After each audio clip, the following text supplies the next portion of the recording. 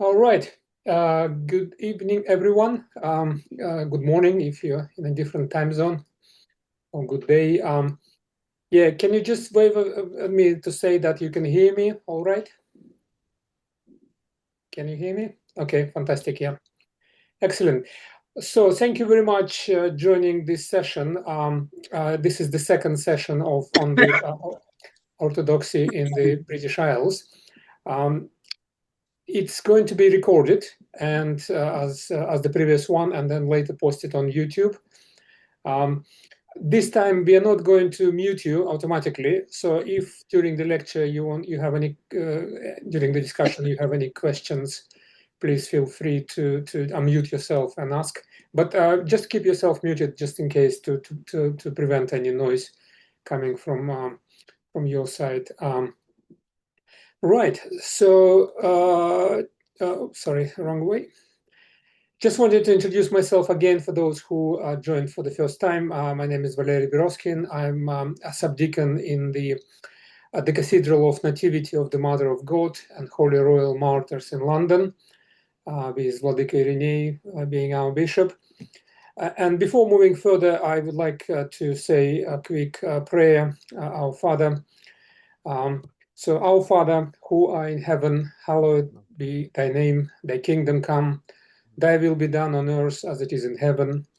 Give us this day our daily bread, and forgive us our trespasses, as we forgive those who trespass against us. And lead us not into temptation, but deliver us from the evil. Amen. Okay, so just a quick reminder again for those who haven't been here last week. The duration of this lecture will be between 1 and 1.5 hours. It's not fixed, so we have time. There will be no breaks. I will first take you through the slides, and then at the end we will have a Q&A session. So as I said, if you want to join and have questions during the actual discussion, jump in, unmute yourself, and wave hand, yeah, we will have a Q&A session at the end where you can keep your questions until then. And at the end of the our conversation, we will have a final poll and a quiz. So all participants in all 5 lectures will be assessed on your answers. We're keeping the answers, and then we will send you a certificate that you completed this. And there will be also a final poll where I would like to ask you 3 quick questions to rate the lecture. It's just about the feedback, and also your contact details, so that we can send you if there are any updates for future lectures, or there will be any schedule changes. So let's move on with the contents. So this is series of 5 lectures. Today is lecture number 2. It's called Ups and Downs in between 6th and 11th centuries.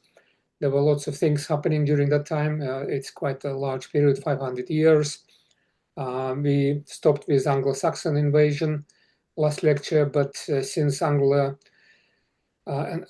and Saxons, they conquered the country, then Vikings came later on.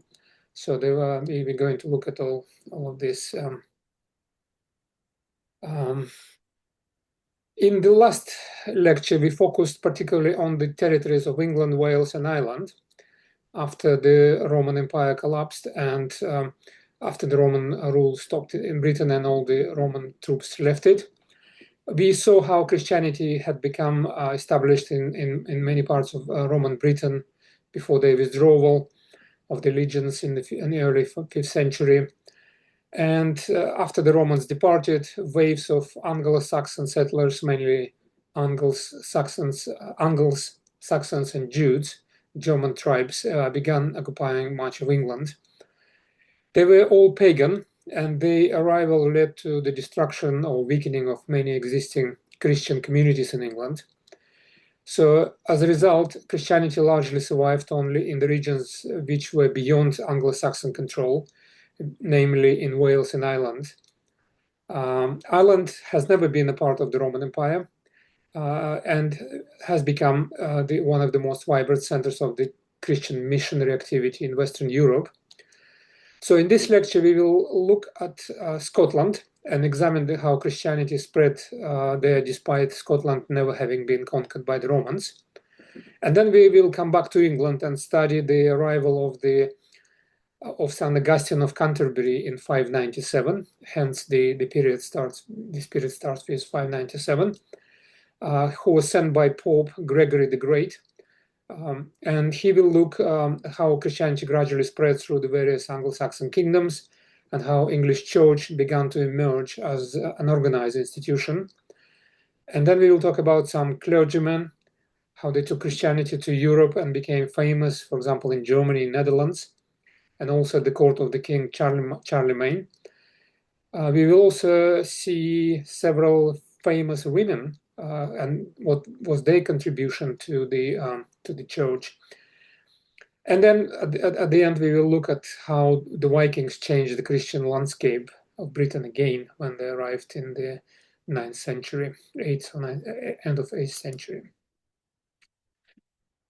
So Scotland, here you can see the two maps of Scotland, one showing on the left-hand side different parts of Scotland. You can see that's Pictland. This is a map of in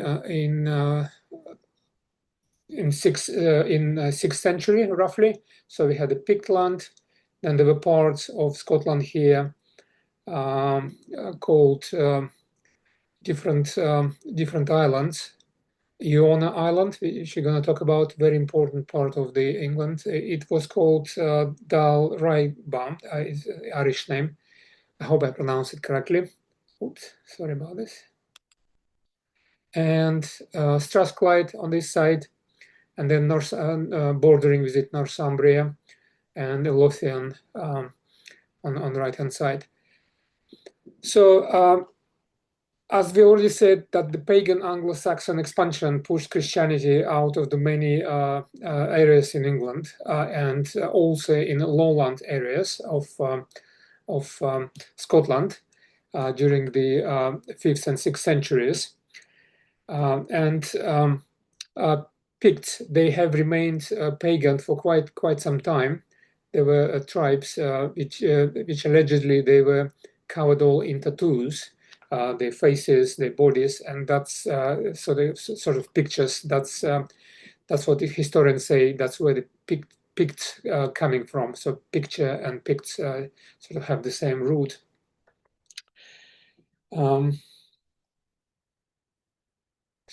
So evidence suggests that some of the Picts and Scots had already begun converting quite early, even before the famous missionaries came to Scotland.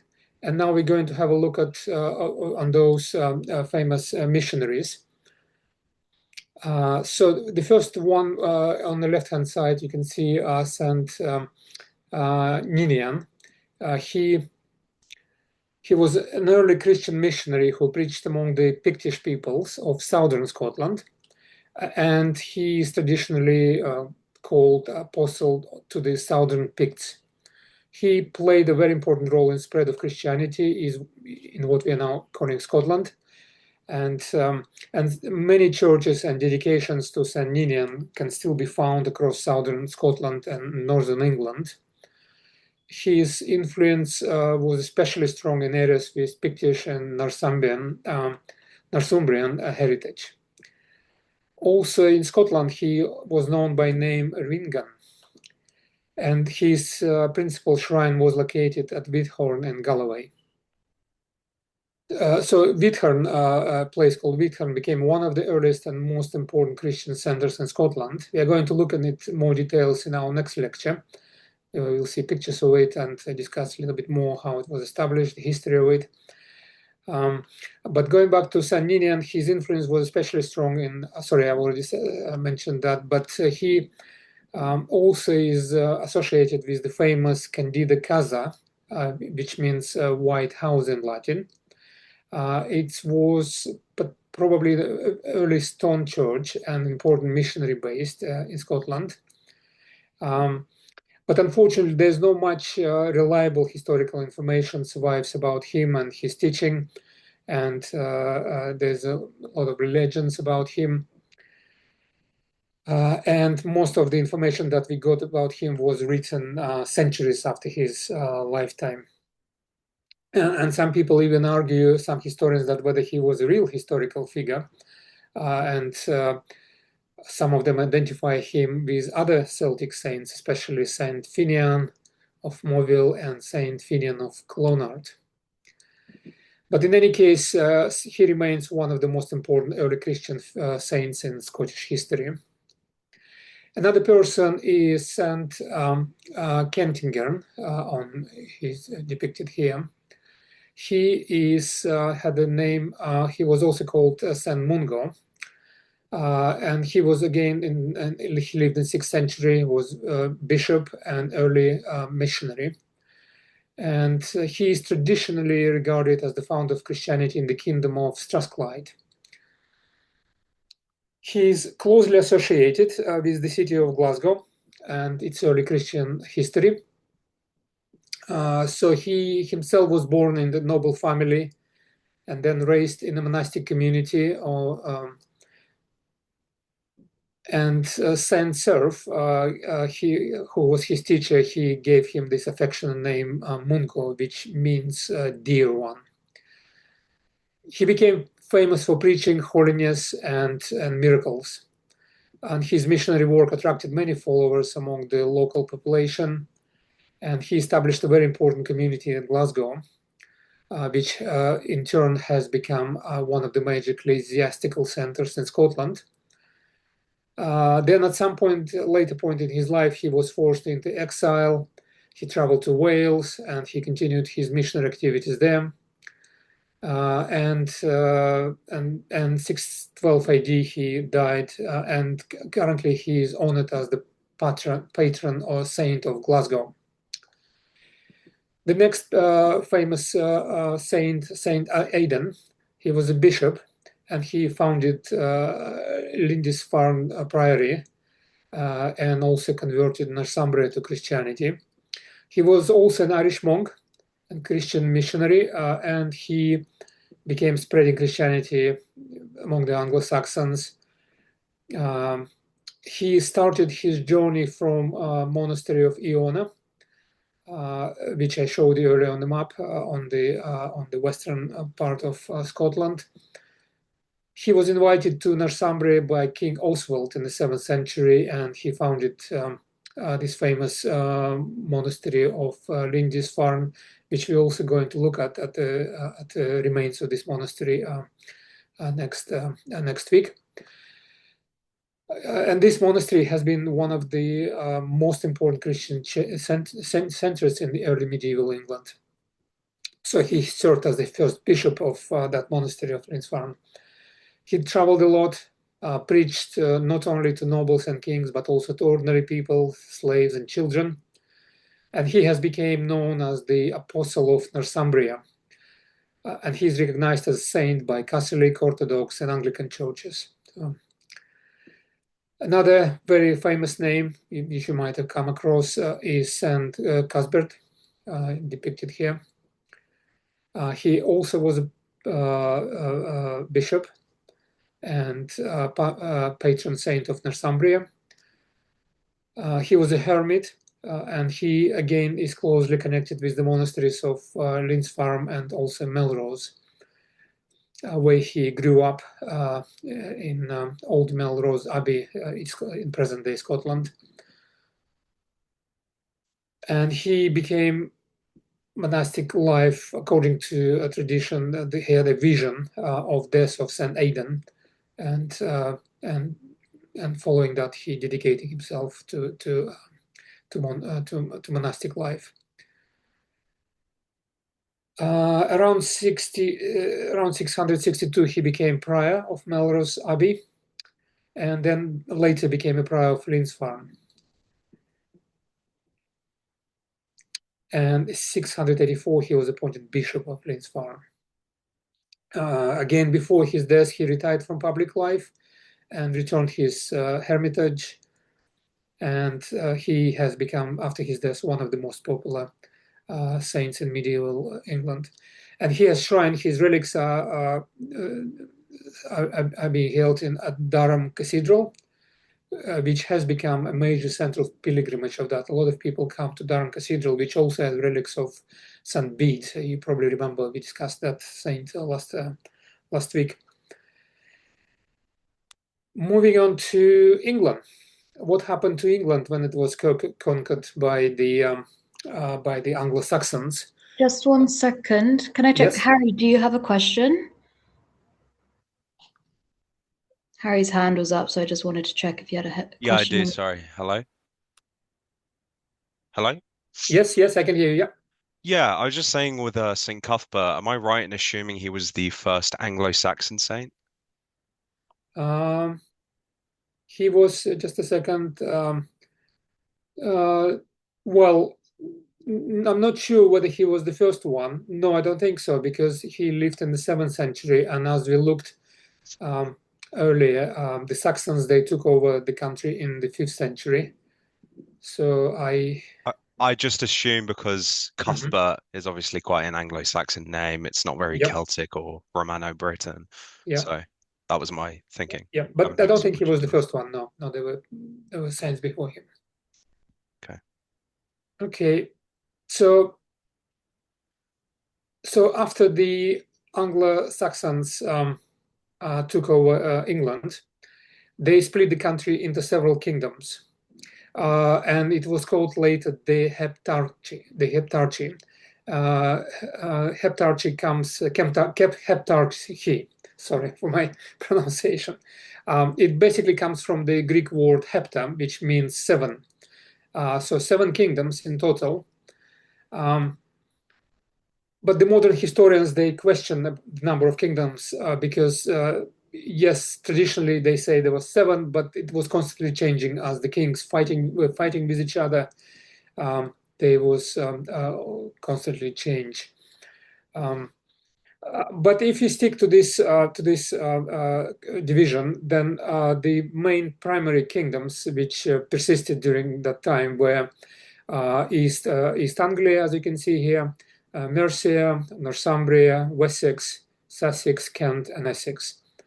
Obviously, the names Essex and Sussex and Wessex, they come from Saxons. It's Saxon names, and East Anglia is from Angles. The tribes of Angles, that's where they were based.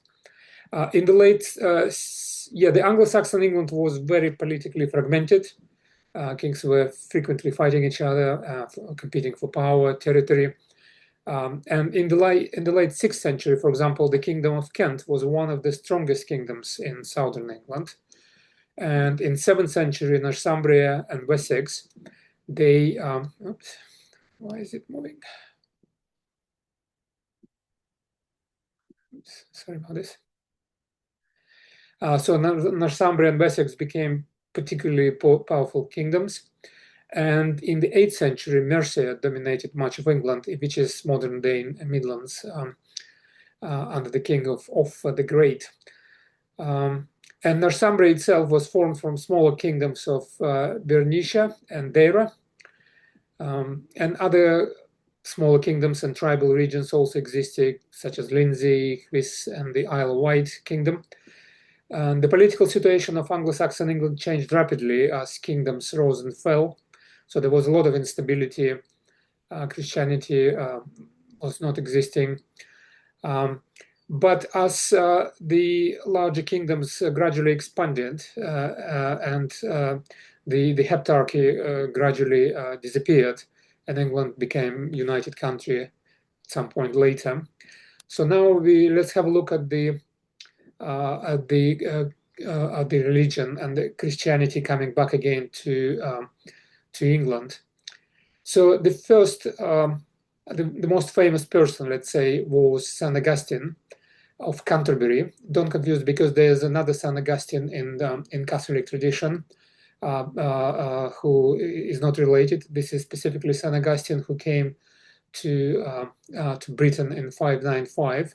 He was sent there by a very famous pope called Gregory the Great. In Russian, he is called Grigory Dvoislov. He was a famous theologian, one of the greatest Roman popes. He's also recognized as a saint by Orthodox Church.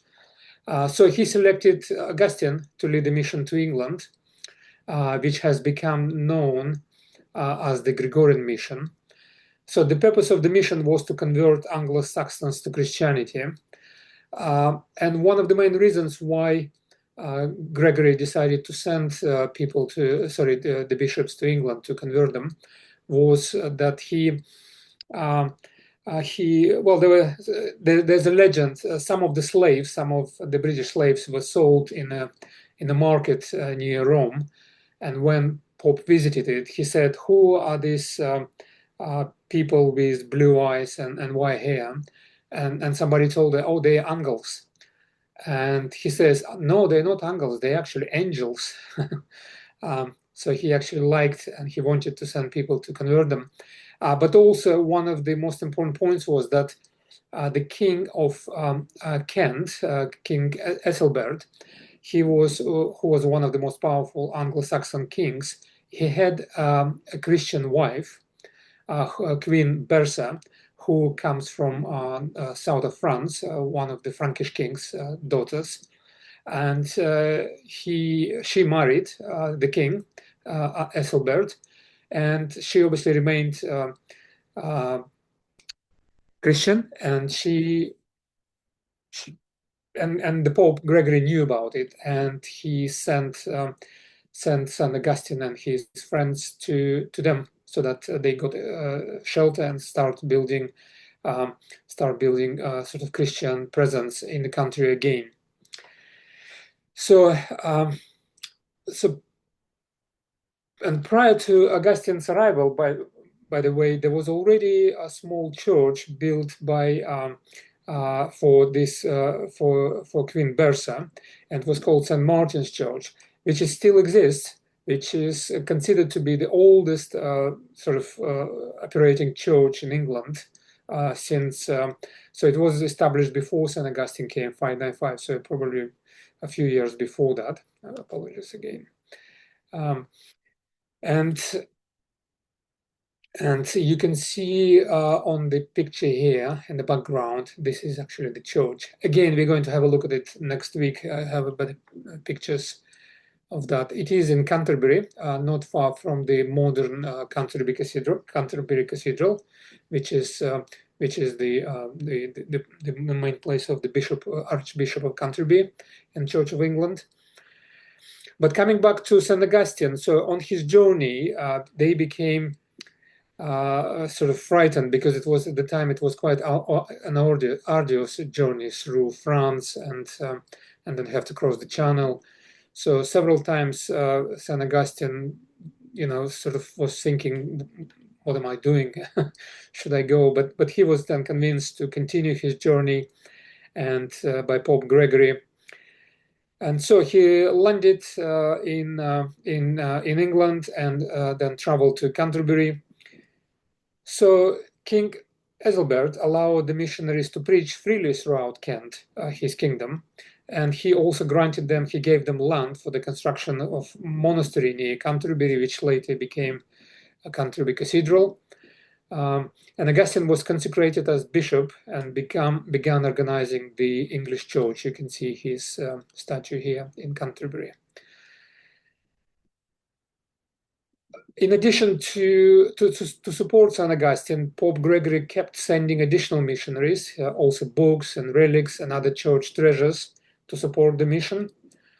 And Augustine set up new bishoprics in London and also in Rochester.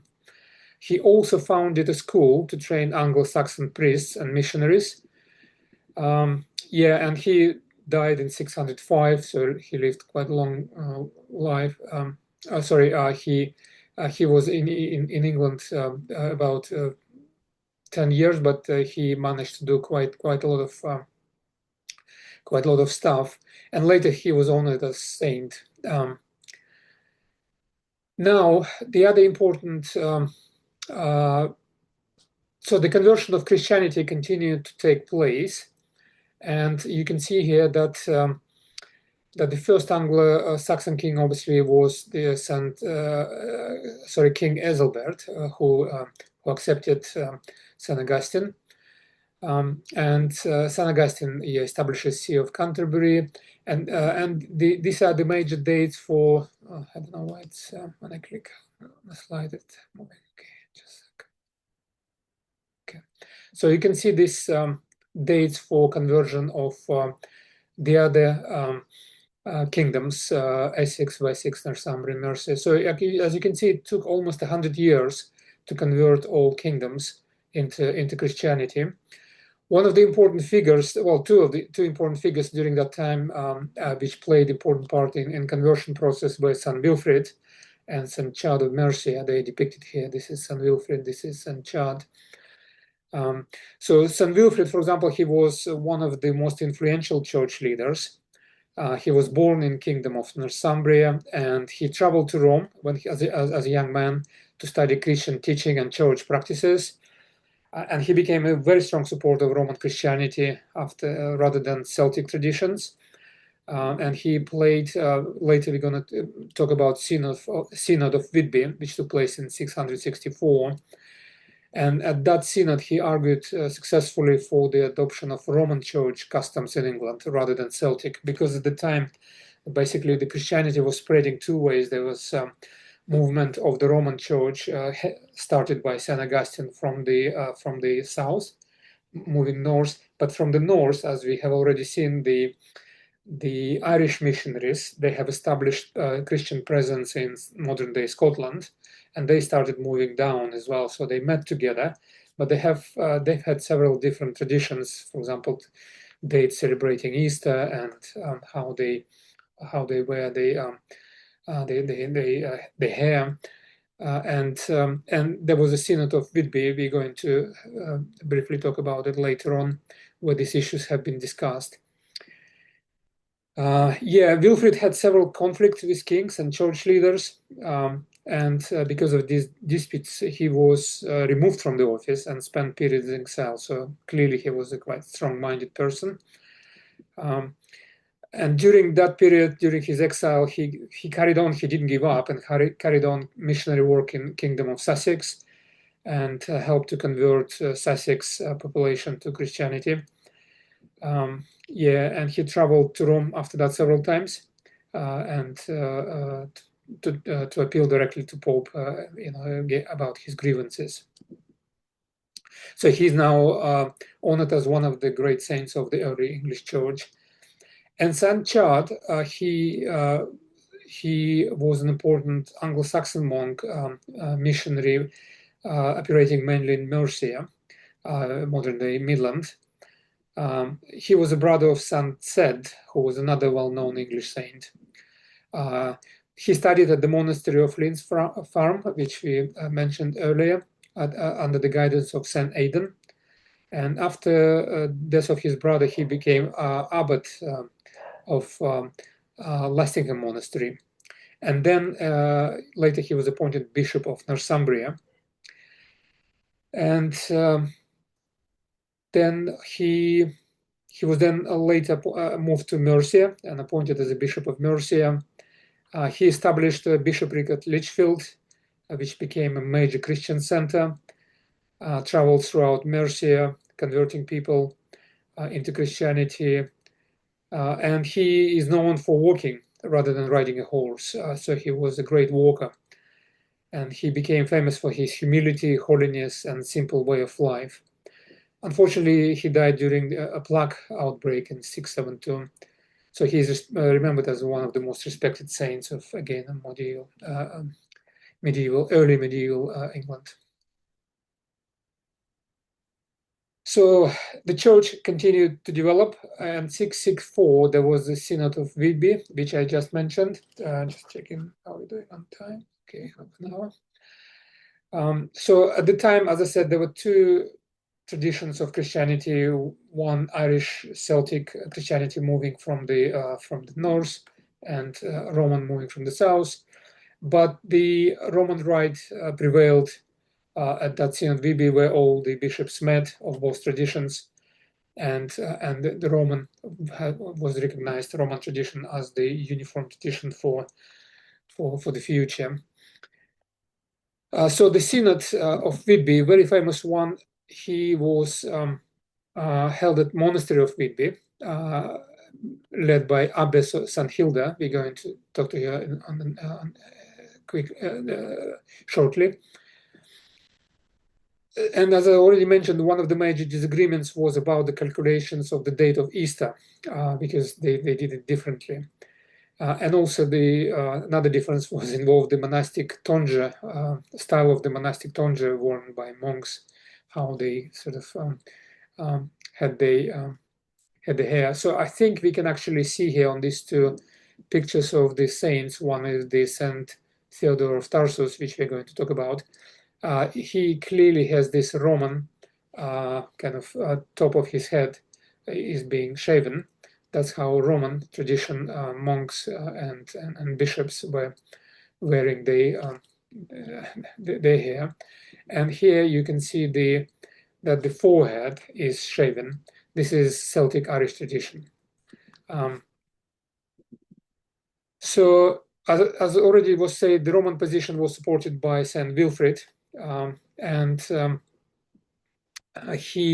the king, as Vio of Northumbria, who presided over the synod, he actually made the final decision, and he supported the Roman tradition.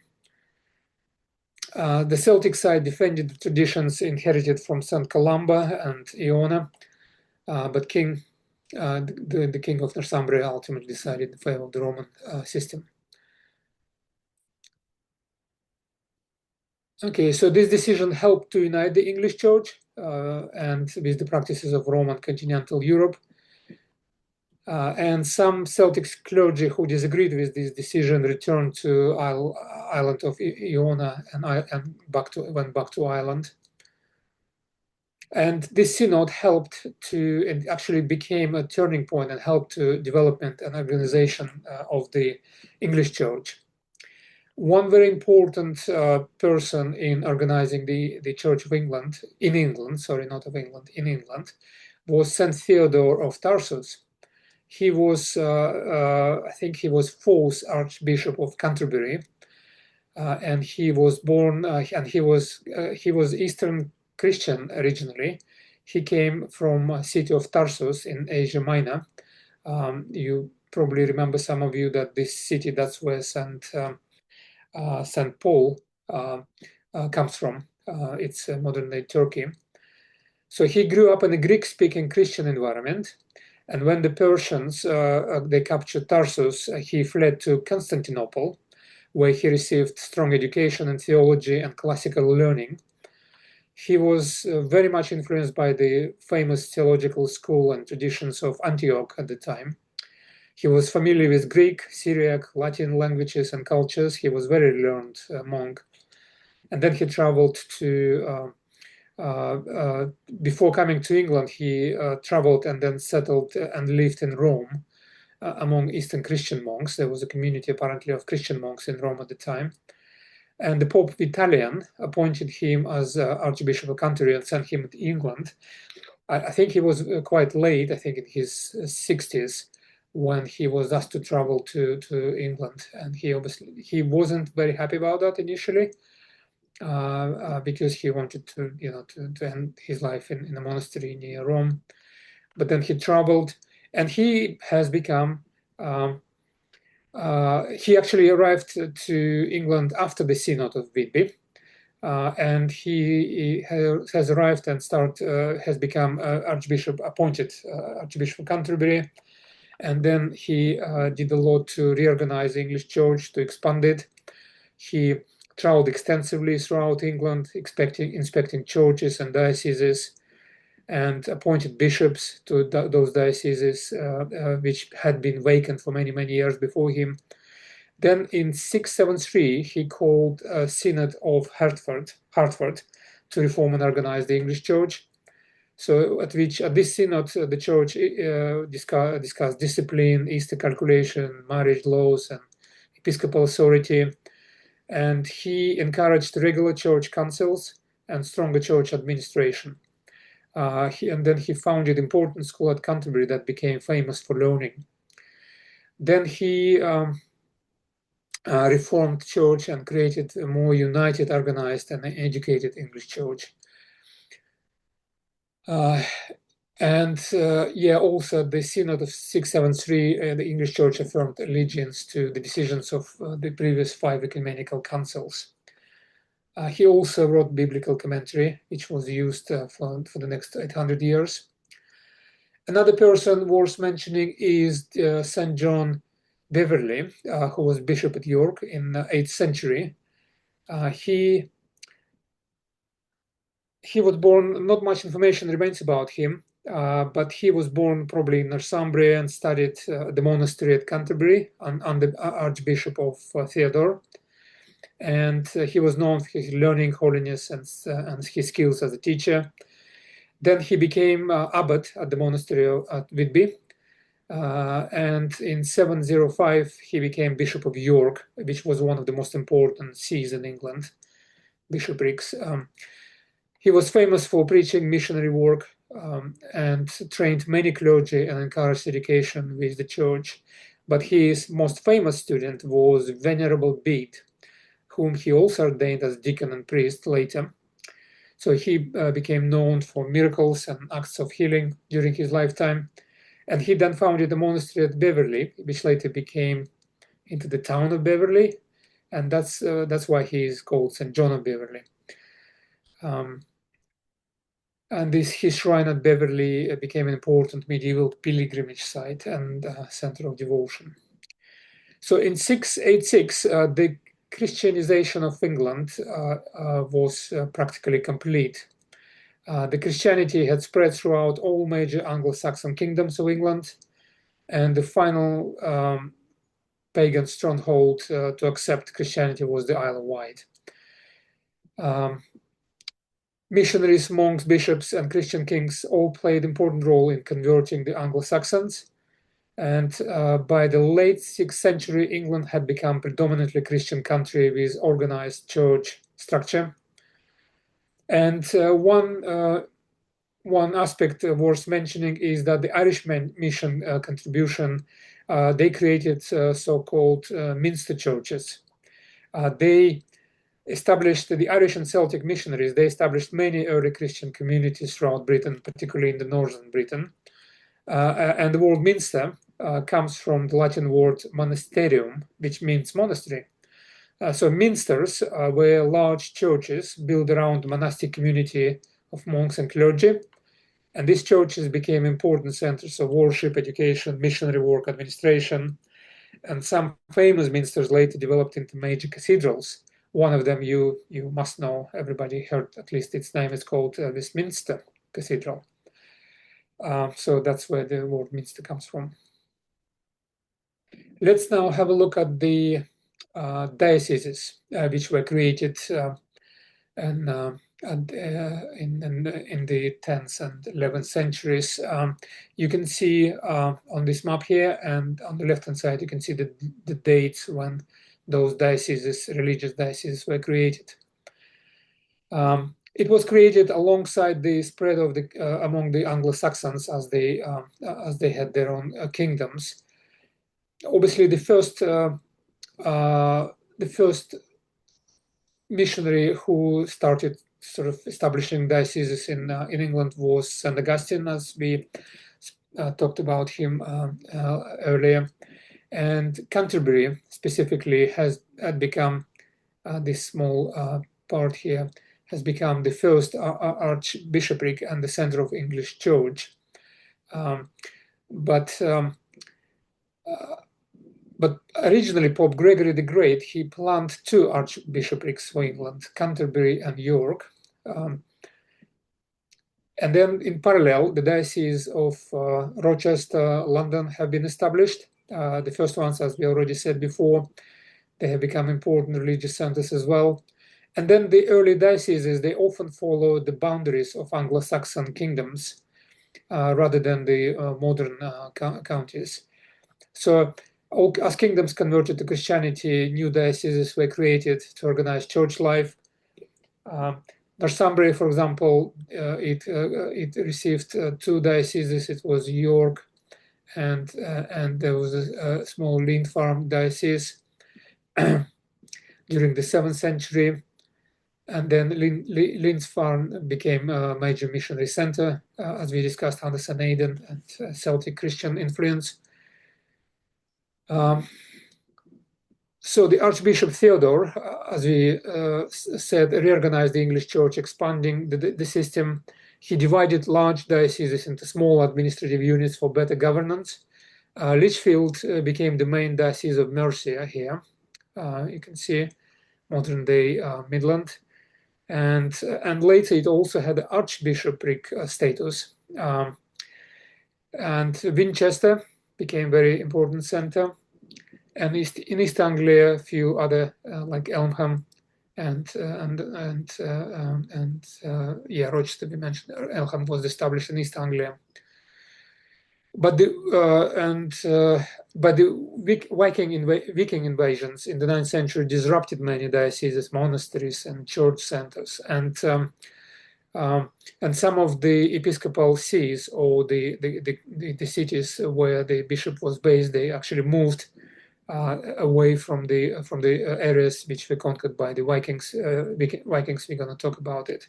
So by the end of the sort of Orthodox period, 1054, England possessed a very well organized diocesan system, which formed the foundation of the medieval Church of England after the Norman conquest of 1066. Let's now review some of the saints of that period. One of the important ones was St Columbanus, who was an Irish missionary monk, one of the most influential missionaries in the early Middle Ages. He was educated as Irish monastic schools, became very for his learning and strict discipline. And then he traveled mainly. Sorry, my apologies. What I wanted to talk here, my apologies. It's not the saints which ministered in England. These are, we're now talking about taking the Orthodoxy to Europe from England. What essentially happened, because the Orthodoxy was and Christianity very well established in the English Isles after the in the 7th to 9th centuries, some of the missionaries, they decided not to just limit their conversion activities only to England and Britain in general, but they took it abroad. They went to Europe. So St. Columbanus, for example, he traveled to France and okay, just a second, to France, Germany, and Switzerland.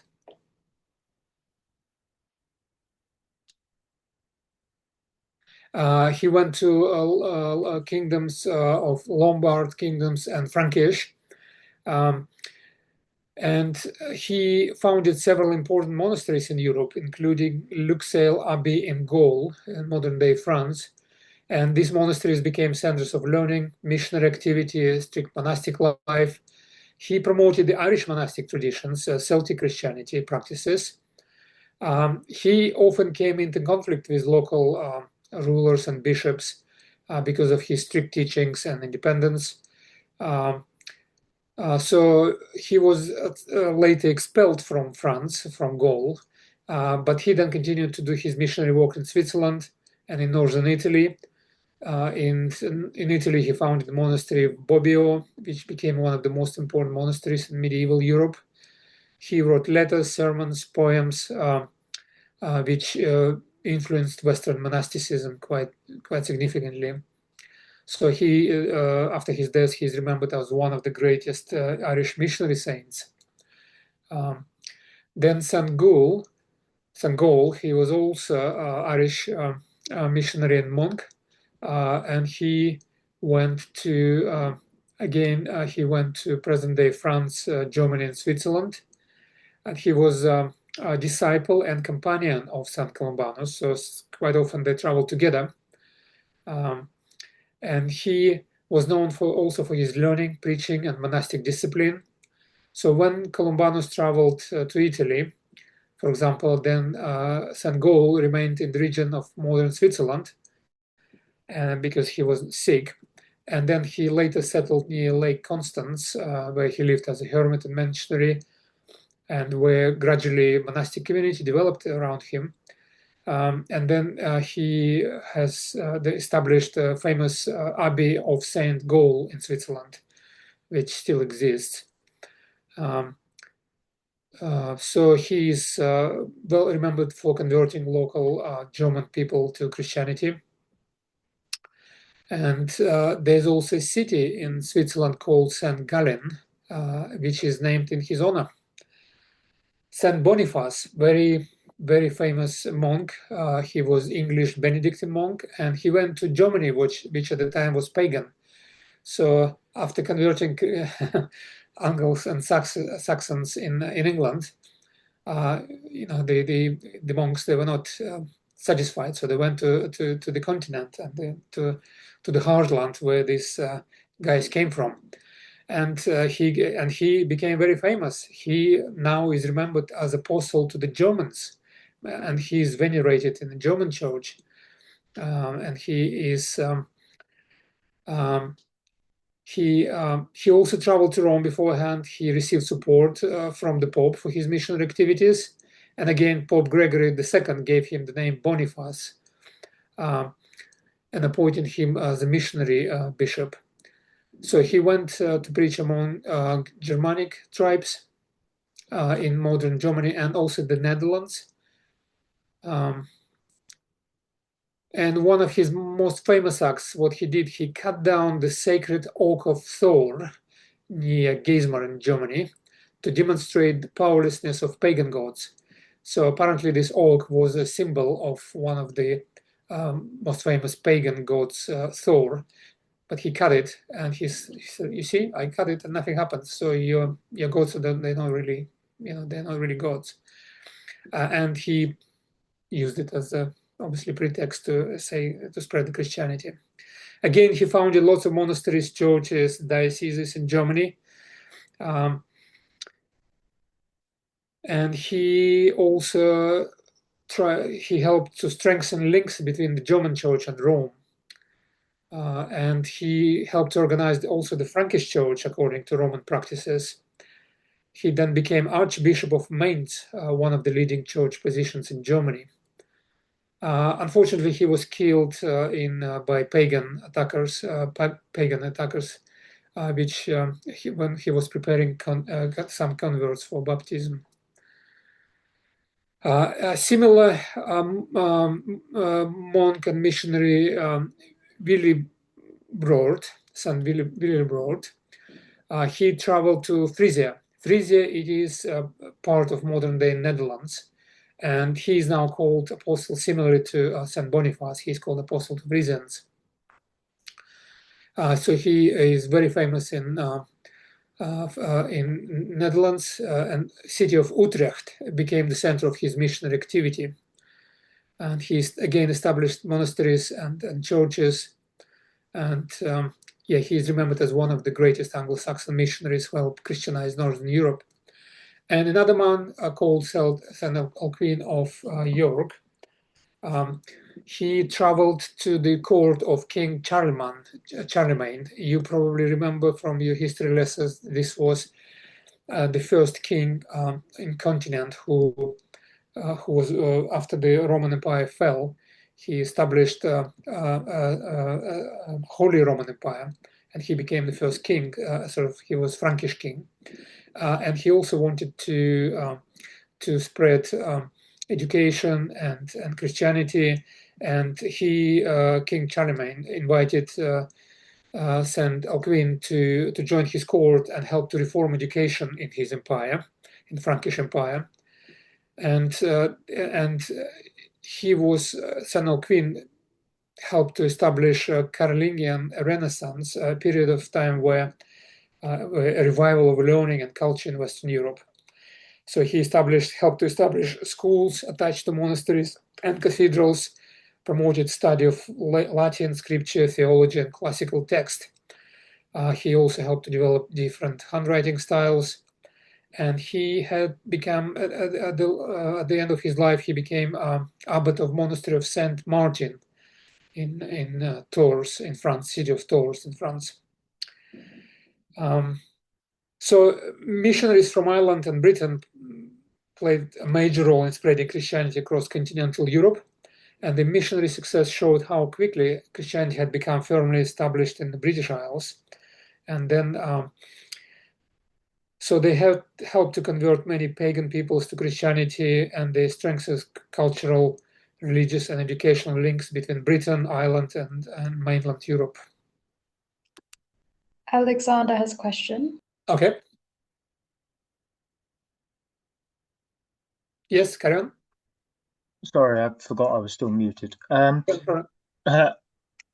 Obviously, with we were just discussing about missionaries coming out of Ireland in the middle of the 6th century, but we understand that until the reign of Ethelbert was only really when Christianization took root in the Anglo-Saxon kingdoms. Yep. In the sort of century to century and a half, if I'm getting my dates right, between sort of the tail end of St. Patrick's supposed estimated lifetime, what do we know about the relationship and any other missionaries that were coming from Ireland and Wales into Anglo-Saxon Britain before that time? Were they just simply met with straight hostility, or was there some softening before the time of Ethelbert during those years? Yeah, as I said, there were basically two kind of waves of Christianity, one coming from the south, starting with St Augustine. But before that, the Irish monks, they were actually called Scoti. Isle of Scoti. That's where Scotland comes from. So they traveled to modern day Scotland, so they converted Scots around that area. If we just quickly go back to Scotland.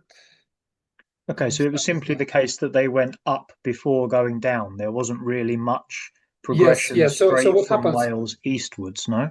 Yeah, the Irish missionaries, they came from this part of Ireland. They traveled up north, basically settling down themselves here in Strathclyde as well, and gradually moving down. But because the existing kind of Saxon kings, they did not probably had much success.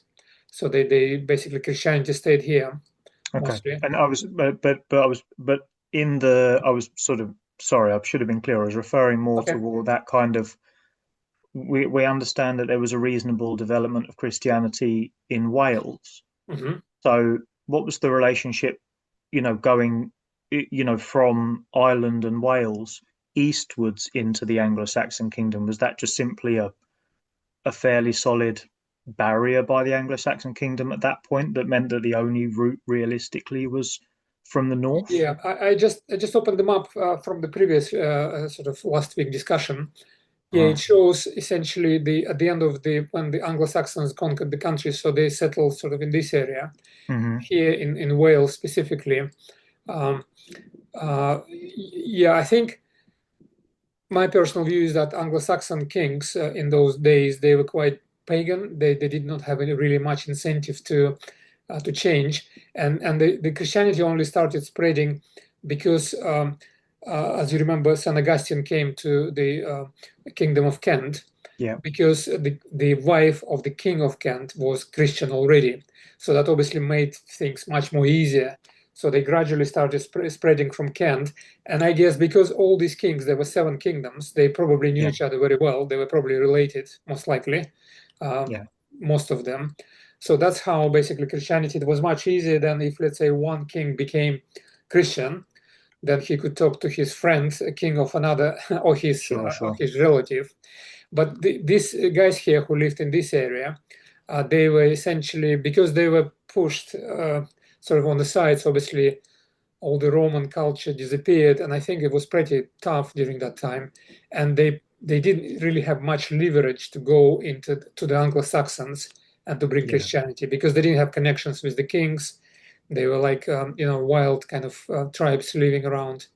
That was more the area I was kind of getting at and trying to understand what that boundary looked like at that time. So it was simply that they didn't have the facility really to there was obviously a lot of stuff happening during the time. We are covering quite a large period of time. I appreciate that. Yeah. If you start digging deep and sort of make search on the internet, I'm sure you'll find lots of information. Specific. But I'm just covering sort of the basics, the main events and the main sort of historical figures. No, understood. I was just trying to fill that hole in there. Thank you. Absolutely, good question. Yeah. Okay, so let me go back to the women. Women actually played quite prominent part in founding of the monasteries and spreading gospel as compared with the rest of Europe. One of the important things that is that Anglo-Saxon women, according to their laws, Anglo-Saxon laws, they could own the property and were free if, let's say, they were free to donate to whoever they wished. The things I understand were different in Europe, where women didn't have right to the property, and that obviously created a situation where they could help establish religious institutions. So one of them, St Hilda, she is already mentioned it. She was the abbess of Whitby, where the famous synod took place, or the Council of Whitby. And she was born, she was royal. She was born in a royal family in Kingdom of Northumbria in 614. And then she converted to Christianity herself with King Edwin's of Northumbria household in 627. And then initially she wanted to go to France and join a monastery there. But then at the request of St Aidan, she remained in England. In Northumbria, and then became a nun, an abbess, and founded several monasteries, including the famous one in Whitby, and housed monks and nuns under her leadership. Right, and then she, another lady called Friedis or Fritzus Weiss, she is founder and first abbess of a priory monastery in Oxford, which later that monastery became the foundation of the modern day Christ Church College, a very famous college in one of the Oxford colleges. She founded a religious community and monastery there, and became an abbess of that monastery. She was very well known for her holiness prayer, charitable works. And her monastery became an important religious center in medieval England, and she is now regarded as patron saint of Oxford University and the city of Oxford.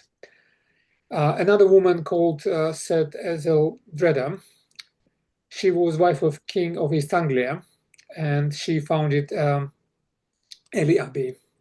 She was very well known for her deep Christian faith and commitment to religious life. She founded Monastery of Ely in East England, and she became first abbess of that monastery. Again, it became one of the most important religious centers in Anglo-Saxon England. And after her death, miracles were reported at her tomb. Later, Ely Abbey grew into Ely Cathedral, one of the great cathedrals of England, which we're going to look at next week.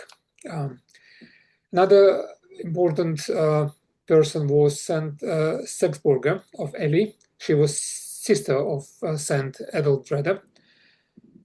And she was very well known for Christian faith and support for the church. After the death of her husband, who was the king, and she became, she acted as a regent for her young son in Kent. And she founded a convent at Minster in Sheppey in Kent.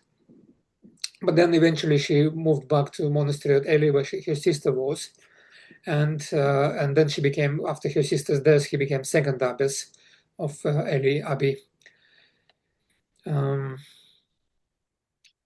And another lady we need to mention is St Werburg, who was trained by St Chad, who we mentioned earlier, Bishop of Lichfield, and she is now regarded as a patron saint of Chester. She was also abbess of Ely later on, and her name is especially associated with the monasteries of Ely, Wieden, and Hanbury. Yeah, she became known for her wisdom, discipline, humility, and there are many miracles stories connected to her, especially involving protection of crops and geese. So you can see on this icon here, she is depicted with geese. So her shrine in Chester, where she was buried, became an important center of pilgrimage in medieval England as well. Okay, I'm checking time, so it's 1 hour. So we now moving towards the end. Just going to talk about the Vikings when they came to England. So as you probably all well know, this was quite a dark period. So after establishing Christianity, taking 100 years to do it, then the Christianity was again under tremendous pressure when Vikings, this came from Scandinavian countries. So they caused major disruption to Christian church. The invasion began in raids. Viking raids became in the late 8th century, and especially they were attacking monasteries such as Lindisfarne in 793. And the reason they attacked monasteries because monasteries were wealthy and not very well defended. So important religious monasteries centers such as Iona, Jarrow, and Whitby suffered attacks and destruction. Many monks and clergy were killed, enslaved, or forced to flee. Large numbers of monasteries ceased functioning during that period. And the Vikings initially followed pagan Scandinavian religions and worshipped Norse gods. So finally, when they settled in England, the territory where they settled was called Danelaw. You probably came across this name in eastern and northern England. You can see here in pink color. And the church lands and property were often confiscated or abandoned in this territory, and dioceses became disorganized because bishops and clergy quite often were simply killed or could not safely basically provide their service. The learning stopped, manuscript production stopped, monasteries were destroyed. But despite the destruction, Christianity survived in Wessex, obviously, and Northumbria. But later on, Vikings also began converting to Christianity, and Christian missionaries and political alliances helped to influence Viking conversion.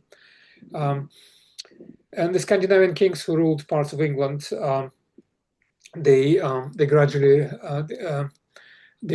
supported the church, and the monastery starts being rebuilt during the 10th century. And monastic reform movements under leaders such as St Dunstan helped to restore religious life. And so by the end of 11th century, Christianity had become firmly re-established even in former Scandinavian controlled areas. So according to the sources, the last pagan king, Viking king, Erik Haraldsson, he was converted, he was the last one converted in the middle 10th century. Okay, now we're coming to our last slide, which is which sheds light on the people who were important historical figures during that time, kings and bishops. So many of you know, obviously, St Alfred the Great. He was one of the greatest rulers in English history. He was king of Wessex, and he is the only king which had the Great name attached to him. He defeated several Vikings leaders and also helped to convert to Christianity Viking territories. and he promoted education, learning. He encouraged translation of important Latin Christian texts into all English, and he himself participated in translating religious and philosophical works. He supported the revival of monasteries, Christian learning in England. King Aethelstan, he was the grandson of Alfred the Great here. So this is Alfred the Great, this King Aethelstan, this is St Dunstan. We're going to come to him in a minute. King Aethelstan was he was often regarded as the first king to unite England. So under him, most of the English territory was united in one kingdom, and he expanded his authority over Northumbria, Mercia, Wessex, and other Anglo-Saxon territories. Then he captured York and brought Viking-controlled Northumbria under his rule as well. He maintained close relationship with rulers and royal families across Europe. He supported church, monasteries, Christian learning, introduced important legal reforms which codified law, and those laws was influenced by Christian principles. And St Dunstan, this is the very important saint of that period. He was a major church leader and reformer of Anglo-Saxon church. He was born near Glastonbury, became a monk, and then abbot of St Glastonbury Abbey. So he helped to revive monastic life after the disruption caused by Viking invasions. He promoted the Benedictine rule in English monasteries, and he worked closely with King Edgar the Peaceful on church reforms.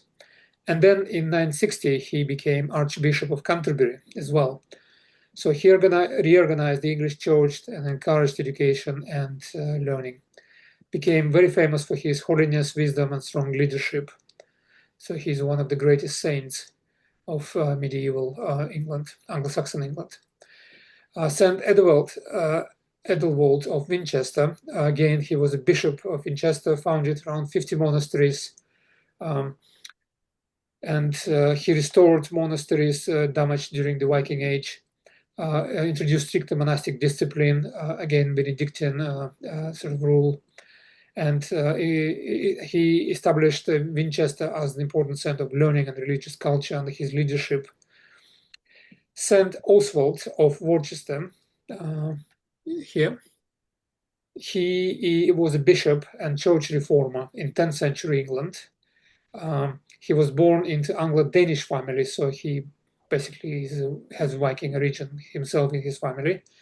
And he was educated by his uncle, Oda, who was Archbishop of Canterbury. He spent quite some time in monasteries in France, where he learned Benedictine monastic rules. And then he became Bishop of Worcester. And he founded reformed several monasteries, including Ramsey Abbey, and helped to restore monastic discipline and religious life after the Viking disruptions. Edgar the Peaceful, which I just mentioned, he was King of England, and towards the end of the first millennia, and his reign was marked by peace, stability, and strong royal authority. And he helped to strengthen the unity of England after the early Viking conflicts, and working closely with church reformers such as St Dunstan, St Edelwald, and St Oswald. He strongly supported the Benedictine monastic reforms, and many monasteries were restored and organized during his reign. Again, he helped to introduce administrative and legal reforms. St Wulstan, Bishop of London and Bishop of Worcester, he introduced new ecclesiastical law. He was a very important bishop during that time.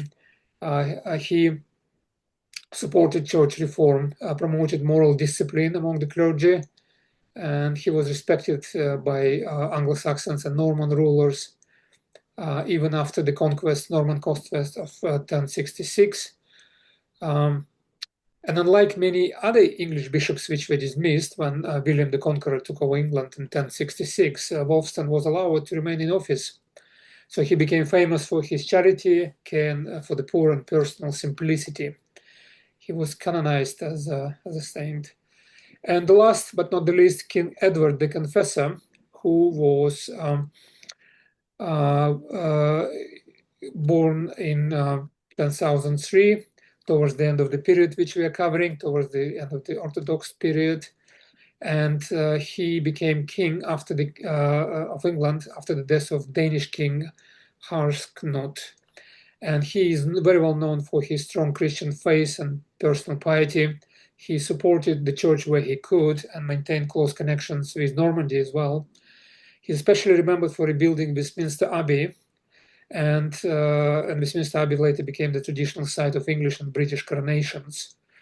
So he died childless, unfortunately, in 1066, which created a situation where there was succession crisis and many people were bidding for to become a ruler of England, and one of them was England Conqueror, who was king of Normandy, and he eventually landed in England, as you know, and took over the country and became King William the First in 1066.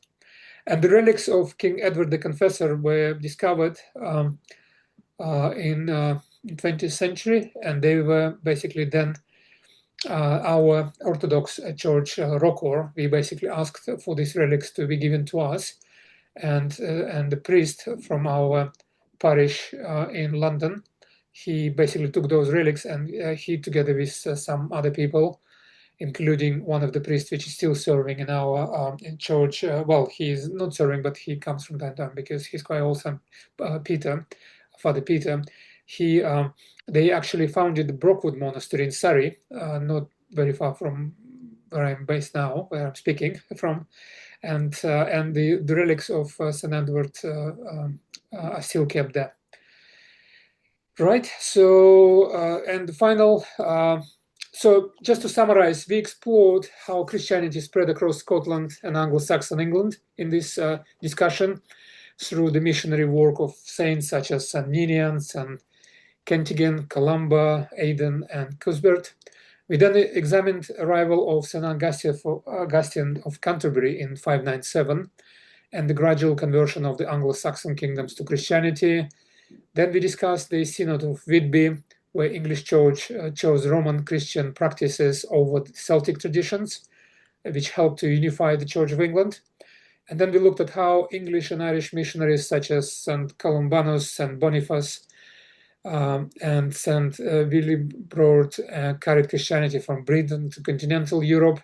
And finally, we looked at the Viking Age, where the destruction caused by the Scandinavian invasions and the late Christian revival under rulers and saints such as Alfred the Great, St Dunstan, and Edward the Confessor.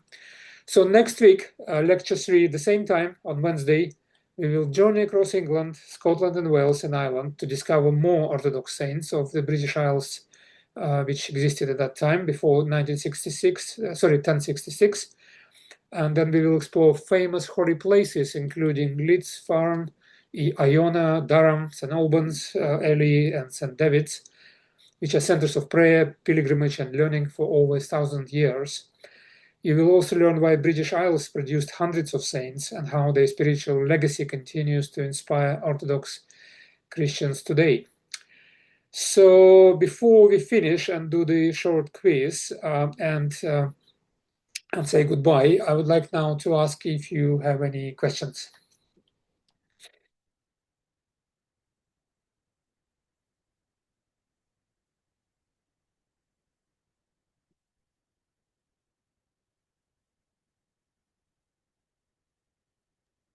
Okay, right. If you... I had a quick question. Yeah, sure. Yeah, so I missed out on the first one, but I was curious. You said Scotland was never conquered by the Romans. What was the reason behind that? I guess they just didn't. Apparently, I guess. Well, when we discussed the conquest of, let me just quickly go back to that slide so I can show you.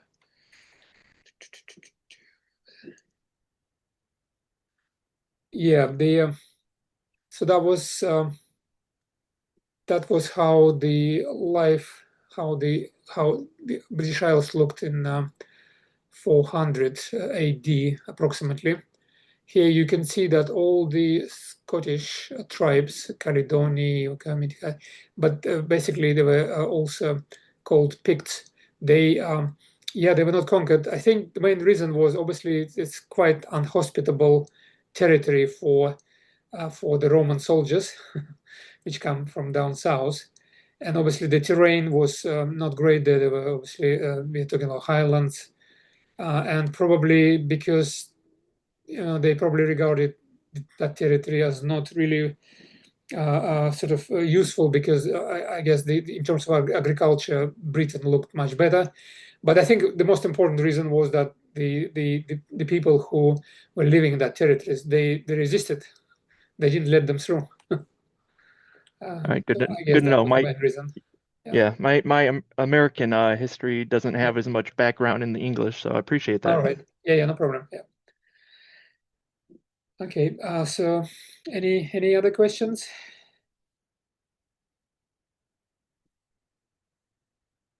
Okay. So what we're doing on time? Okay, we're still good.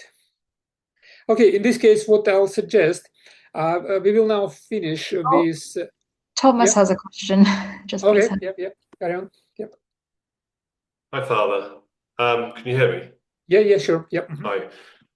So I was wondering generally, what was the view in this Anglo-Saxon period by these saints and by these bishops of the filioque? Because obviously that divides, the eventual view of the Roman Church from Orthodoxy.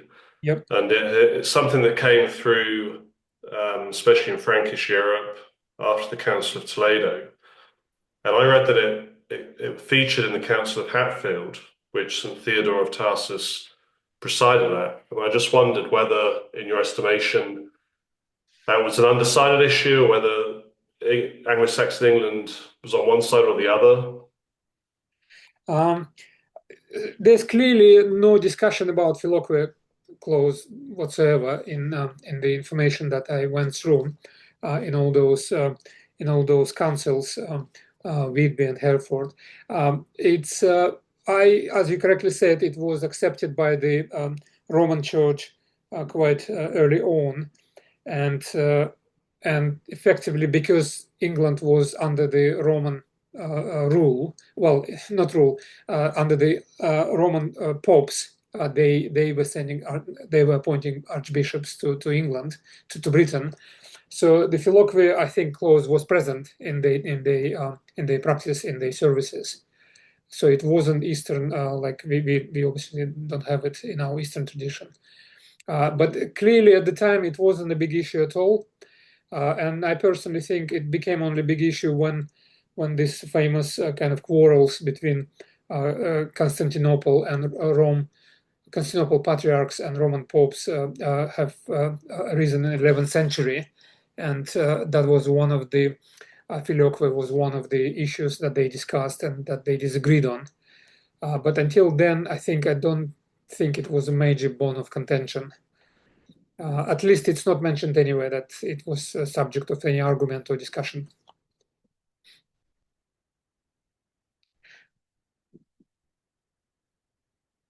Yeah, is that okay?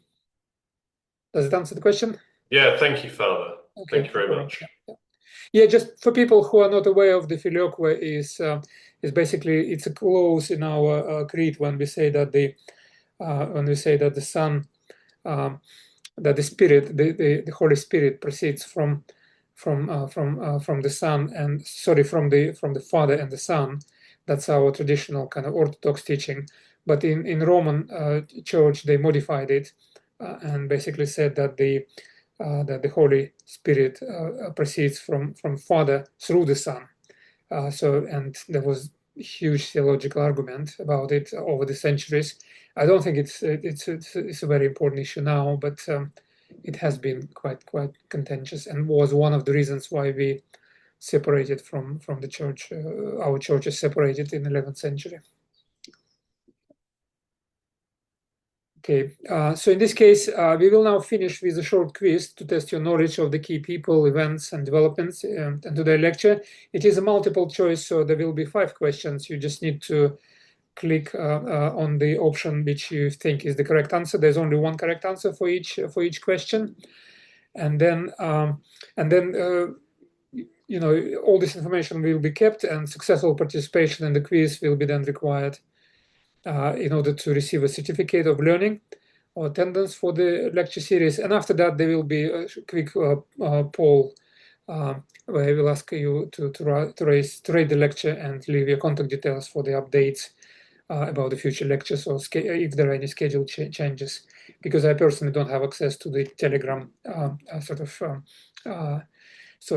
Telegram chat. So if you need to change something, I will be using email. Okay, so let me quickly run this. Just a second. It will be displayed on your screen in just a second. I will. Okay.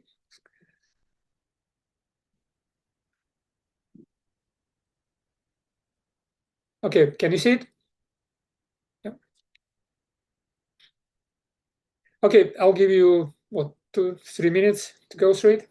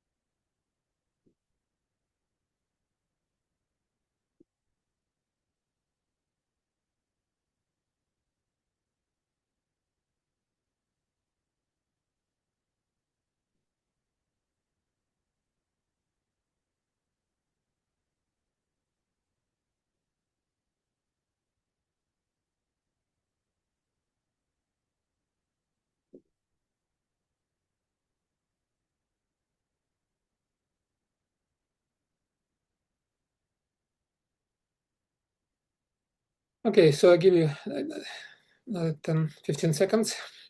Finish it off.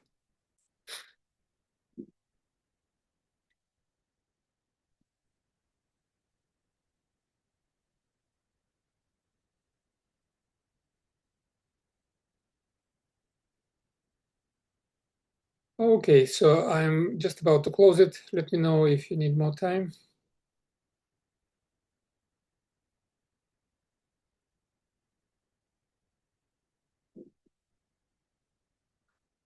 Okay, so 15 people actually participated in this. Thank you. The results. Yep, you can now check your results if you want to see if you answered it correctly. But as I say, this information will be collected in a spreadsheet, and I will let you know how you did in it later. Okay, very good. And finally is the poll, which I would like to. It's very simple. Poll, if you can answer these questions, give overall rating. Answer these 3 quick questions, and also just type your name and your email so we can update you. We can reach out to you if it's required.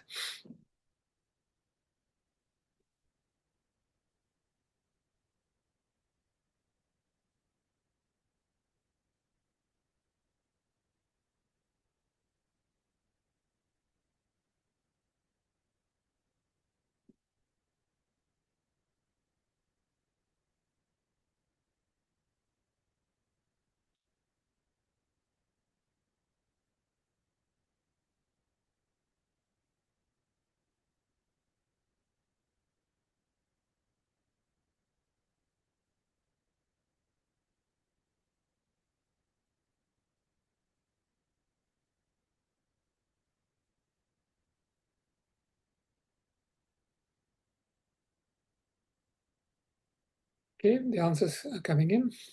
Give me a few more minutes to finish off.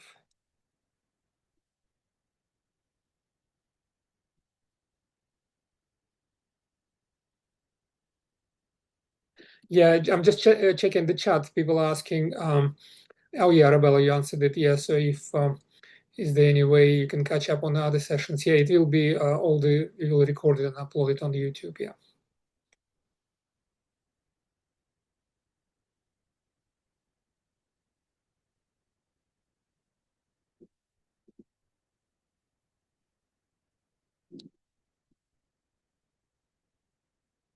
Yeah, and Philip says, yeah, the political differences between the Scots and Welsh and English were quite big. Yeah, promoting Christianity would be dangerous for sure. Yeah, it's yeah, we were dealing with different cultures, different yeah, those were not easy times. Human life didn't cost much. But Christianity obviously brought different perspective on life to all the countries which adopted it.